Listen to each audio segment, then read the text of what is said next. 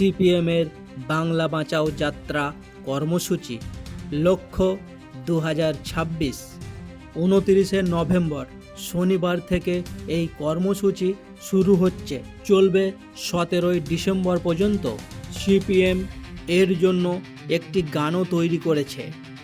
2026-এর বিধানসভা নির্বাচনের আগে সিপিআইএম জনসংযোগ তৈরি করতে চাইছে। রাজ্যের প্রতিটি গ্রাম ও শহরে হবে এই কর্মসূচি। কোচবিহারের তুফানগঞ্জ থেকে বড় সমাবেশের মাধ্যমে এই যাত্রা শুরু হবে। বাংলা বাঁচাও যাত্রা শুরু হওয়ার আগে সিপিআইএম একটি অফিসিয়াল গান প্রকাশ করল। সিপিএমের এই যাত্রাকে কটাক্ষ করল বিজেপি। ভোট যত কাছে আসছে ততই বাংলা জুড়ে বৃদ্ধি পাচ্ছে রাজনৈতিক দলগুলির তৎপরতা। সিপিএমও পিছিয়ে থাকতে রাজি নয়, তাই এই বাংলা বাঁচাও যাত্রা কর্মসূচি। সিপিআইএমের বাংলা বাঁচাও কর্মসূচি ভোট ব্যাংকে কতটা প্রভাব ফেলবে সেটা সময় বলবে। 2024-এ লোকসভা ভোটের আগে সিপিএম ইনসাফ যাত্রা করেছিল। সেই ইনসাফ যাত্রার মুখ করা হয়েছিল পার্টির যুব সংগঠনের তৎকালীন রাজ্য সম্পাদক মীনাক্ষী মুখার্জিকে। তার আগে অবশ্য সিপিএমের এই ধরনের কর্মসূচিতে মুখ থাকতেন বিমান বসু। এবার সিপিএম সিদ্ধান্ত বদল করেছে।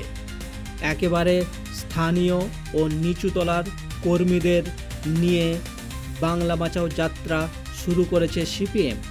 2011 সালে রাজ্যে পালা বদলের পর আজ 2025, সময় অনেকটা পেরিয়ে এসেছে।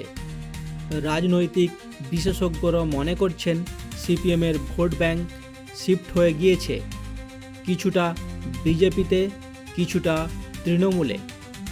সিপিএমের বুথ লেভেলের সংগঠন এখন খুবই দুর্বল। বুথ লেভেলের সংগঠন শক্তিশালী করা, এটাই এখন সিপিএমের প্রথম লক্ষ্য। 34 বছর বাংলায় বাম শাসনের পর আজ বাংলায় বাম শূন্য। এটা ভীষণ লজ্জার বিষয় সিপিএমের কাছে।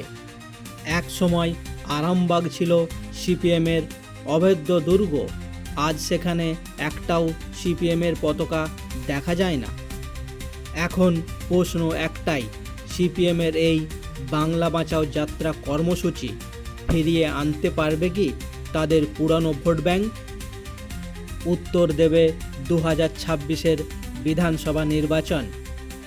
বঙ্গ রাজনীতির সব খবর জানতে জয়েন করুন ভাইব নিউজ 24। ধন্যবাদ।